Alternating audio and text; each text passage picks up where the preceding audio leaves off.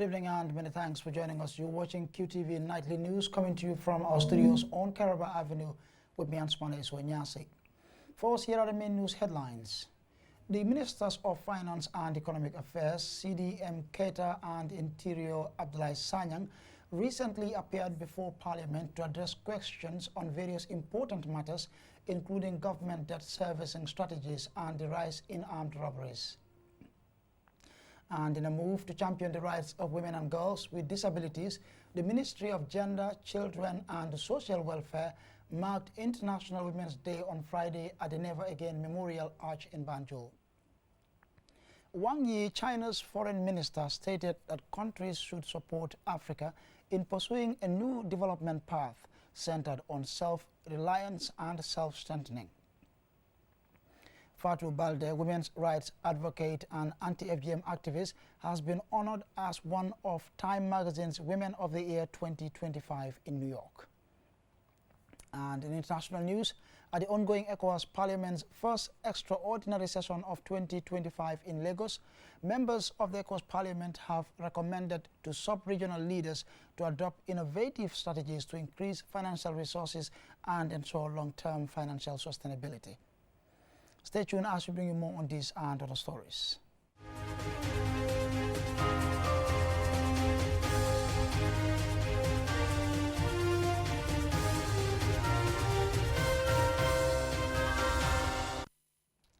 And now here's the news in detail.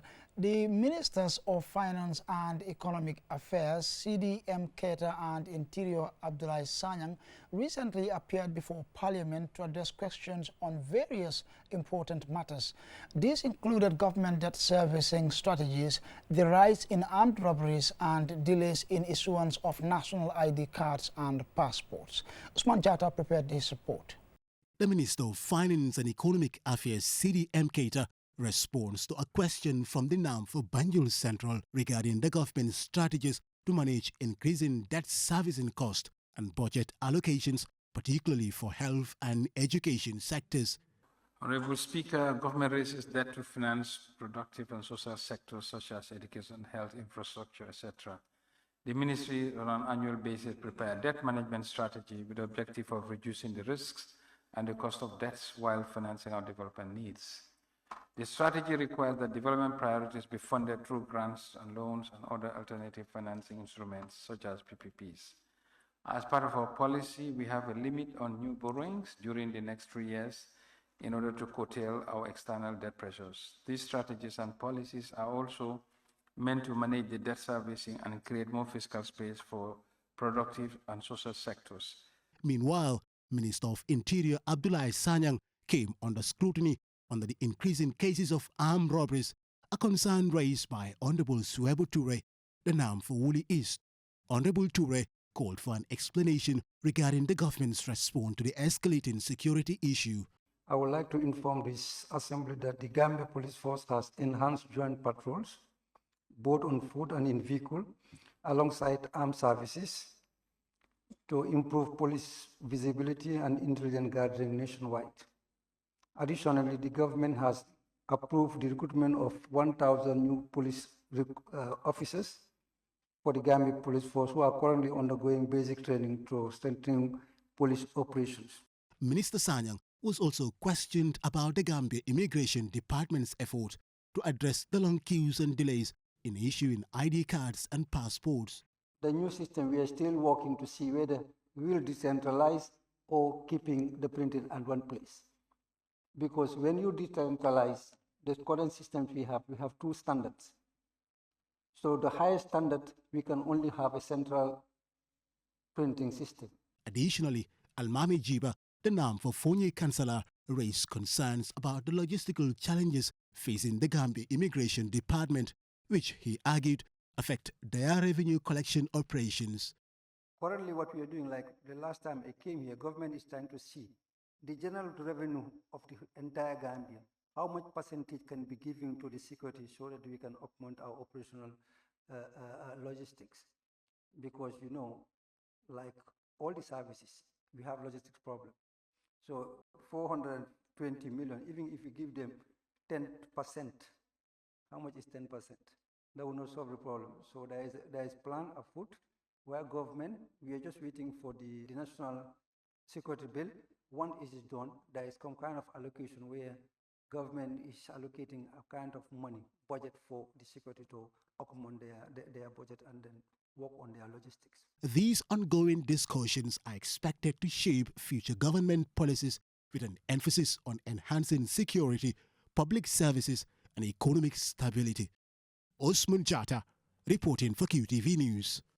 Now, in a move to champion the rights of women and girls with disabilities, the Ministry of Gender, Children and Social Welfare marked International Women's Day on Friday at the Never Again Memorial Arch in Banjul. The event was graced by distinguished personalities, including the First Lady of the Gambia and the Mayor of Banjul. Our Bob has more. This year's International Women's Day holds special significance as it coincides with the 69th session of the Commission on the Status of Women at the United Nations, under the theme Accelerated Action for Gender Equality. The event kicked off with a vibrant march past led by the Gambia Police Band. Here is the Mayoress of Banjul, Rohim Malik Low. We are the breadbasket of Africa. Without us, things will not move, and that's the reality. I want to say that you are honored, you are celebrated, you are blessed, and we love you. Be rest assured, as I said yesterday in my speech, that the ministry cannot do it alone. We have to come together, show solidarity to each other, and make sure we stand firm together with the ministry to elevate Gambian women. Carl Frederick Paul, UN Resident Coordinator, called for justice and equality for women and girls. The women and girls with disabilities are among the most marginalized in our societies. They face discrimination, exclusion, barriers that are both visible and invisible. They are denied education, employment, healthcare, and even the basic dignity of being seen and heard. But let me be clear, this is not just their fight, it is our fight. Because when we lift the most marginalized amongst us, we lift up all humanity, and when girls and women rise, the nation thrives. Fatou Kinte, the Minister of Gender, Children and Social Welfare, emphasized the importance of gender equality during the event. The government of the Gambia has demonstrated strong leadership in promoting the rights and inclusion of persons with disabilities, particularly women and girls. Under the visionary leadership of His Excellency, the President of the Republic, His Excellency President Adama Barrow, significant strides have been made towards fostering a more inclusive society. The recently developed National Disability Policy 2023-2032 is a testament to this commitment, ensuring that individuals with disabilities are actively included in national development efforts. Fatmata Barrow, the First Lady of the Gambia, highlighted the ongoing struggles that women continue to face that spark global efforts to promote gender equality. Women and girls with their energy, creativity, and resilience are key drivers of our national development. We must continue to invest in their education, skills, training, access to technology, and leadership opportunities. Equally, we must strengthen the role of both men and women, the young and the elderly, especially those living with disabilities, ensuring that all Gambians contribute meaningfully to our nation's progress. The International Women's Day celebration aimed to inspire women and girls to take bold steps towards achieving gender equality, reinforcing the global call for swift and decisive action to eliminate gender-based disparities. For QTV News, I am Our Bob. Wang Yi, China's foreign minister, stated that countries should support Africa in pursuing a new development path centered on self-reliance and self-strengthening. He made these remarks during a press conference on Friday. Baukar Sise has more.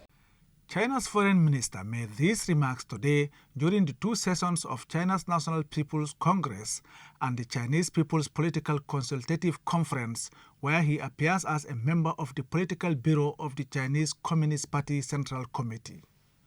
These annual events serve as a key platform for discussing major government policies and making important decisions. Wang Yi delved into the strong China-Africa relations, emphasizing the importance of promoting trade, economic growth, and employment across the African continent, all of which contribute to sustainable economic development and poverty reduction in Africa. Under the guidance of President Xi Jinping and African leaders, China-Africa relationship is now at its best in history. China has established strategic partnership with all African countries having diplomatic ties with it. The China-Africa community with a shared future has been elevated to an all-weather level. This year marks the 25th anniversary of FOCAC. Over the past 25 years, China has helped Africa build or upgrade nearly 100,000 kilometers of roads and more than 10,000 kilometers of railways. In the past 3 years alone, Chinese enterprises created more than 1.1 million new jobs in Africa. China has remained Africa's largest trade partner for 16 consecutive years. The foreign minister highlighted the actions of a Gambian farmer who expressed appreciation for the benefit he has gained from China innovation in developing better yielding rice breeds. Last year, a Gambian farmer sent a bag of rice he grew all the way to Hunan province in China to show respect to Yuan Longping, the father of hybrid rice. It is China's hybrid rice that has helped end hunger and bring hope to them. Stories like these are happening in Africa every day. Wang Yi stated that the stability and development of Africa are crucial for humanity, emphasizing the need for the world to listen to Africa and address its concerns. He also highlighted additional development plans aimed at fostering growth and progress across the continent. This year marks the beginning of implementing the outcomes of FOCAC Beijing Summit. China stands ready to deliver on the 10 partnership actions for China and Africa to jointly advance modernization, including supporting Africa in accelerating its industrialization and agricultural modernization, implementing zero tariff treatment for 100% tariff line, fostering new growth drivers like digital, green, and AI industries, promoting 1,000 small and beautiful livelihood projects, enhancing governance experience sharing, and raising the representation and voice of Africa in international affairs. For the first time, the G20 summit will be held on the African continent. In light of this historic event, China has offered and pledged its full support to ensure the successful hosting of the summit in South Africa. Babukar Sise, QTV News. And a report there by Babukar Sise will lead us to the commercial break, but we will be right back. The future is now with QCell's 5G network. Experience speeds like never before with our new 5G Rocket Fixed Internet plan. Get speeds from 10 Mbps to 100 Mbps. Your 5G-enabled devices. Walk into QCell headquarters to get one of our 5G routers and experience the true feeling of 5G. Only with QCell.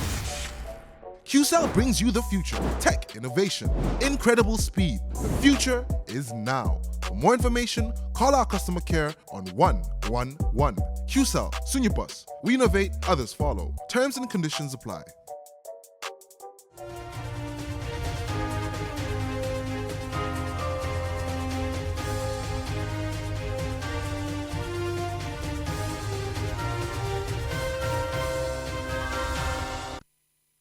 Welcome back. Following the commercial break, we reminded you watching QTV Nightly News coming to you from our studios on Caraba Avenue with me, Ansumana Isonyase.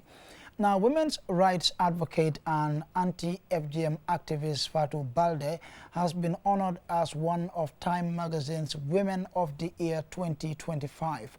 As the founder and CEO of Women in Liberation and Leadership Will, Mrs. Baldeh has been a leading force in the fight against FGM, gender inequality and discrimination, championing women's voices across the globe. Our Bob has more. Fatou Baldeh was honored alongside other influential women from various industries at the 2025 Time Women of the Year Gala in New York, where they came together to celebrate resilience, hope, and courage. Receiving the prestigious award in Los Angeles, Fatou Baldeh emphasized that her advocacy strives to challenge deeply ingrained attitudes and beliefs that perpetuate gender inequality. The fight to end the practice must be seen in the broader context of dismantling these unjust social norms. Ending FGM is not just about stopping a specific practice.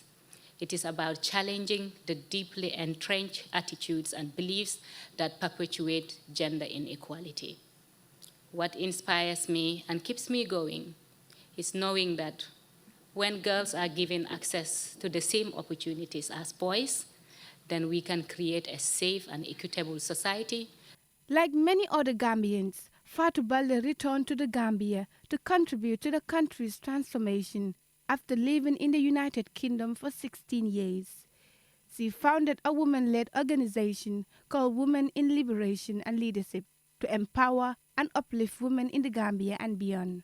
A survivor of female genital mutilation, Fatou Baldeh is being honored for her relentless efforts in educating women in the Gambia about the dangers of FGM. Despite a ban on the practice in 2015, over 75% of women in the country have endured it. Through her organization, Women in Liberation and Leadership, Mrs. Baldeh has worked tirelessly to raise awareness, provide support to survivors, and advocate for stronger policies to protect girls and women. One of the greatest lessons I learned through this journey was that the cutting of girls was about power and control. Because in my reflections, I realized that when you pin a little girl on the floor and cut the most intimate part of her body and then tell her never to speak about what happened, then you are sending her a strong signal that her body does not belong to her.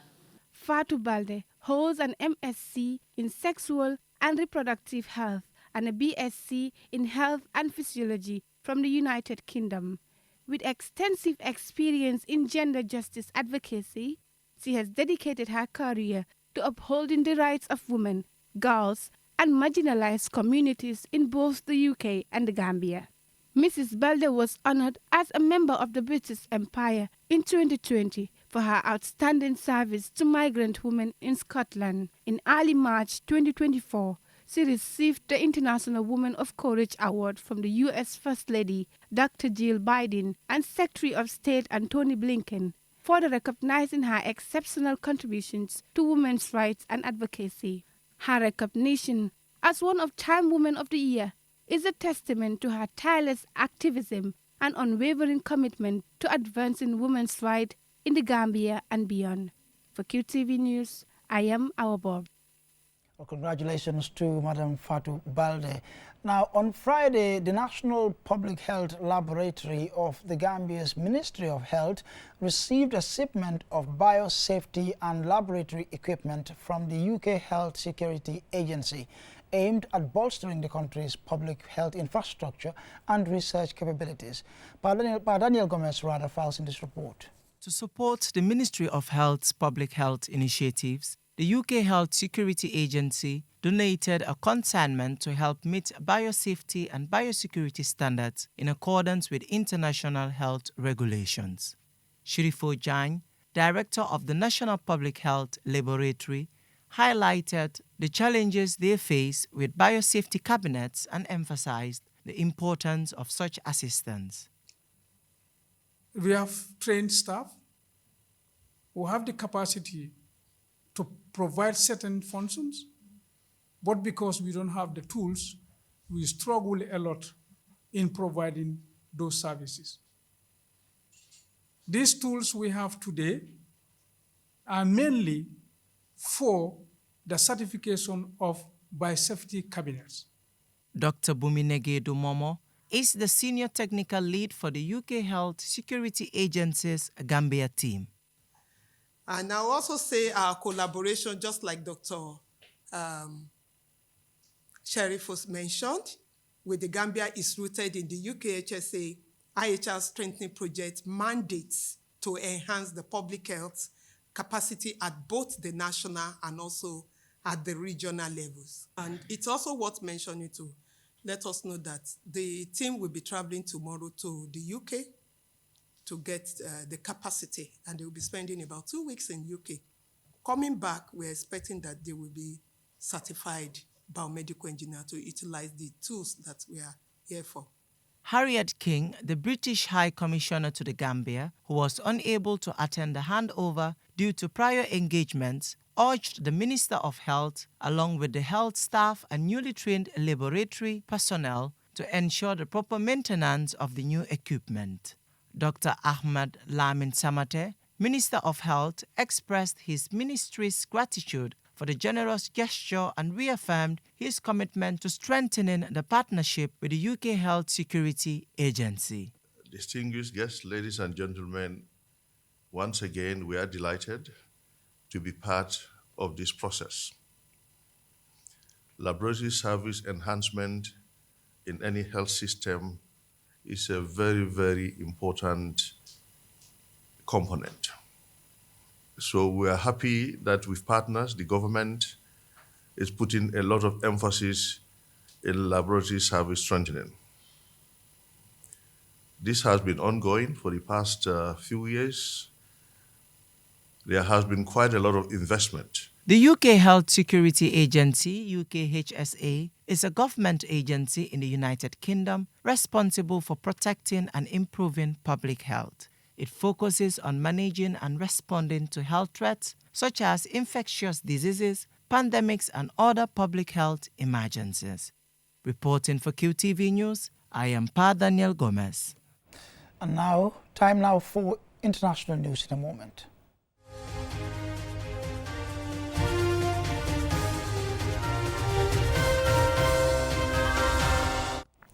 Now, at the ongoing ECOWAS Parliament's first extraordinary session of 2025 in Lagos, Nigeria, members of the ECOWAS Parliament have recommended to sub-regional leaders to adopt innovative strategies to increase financial resources and ensure long-term sustainability in light of the withdrawal of 3 member states. Alusise reports from Lagos, Nigeria.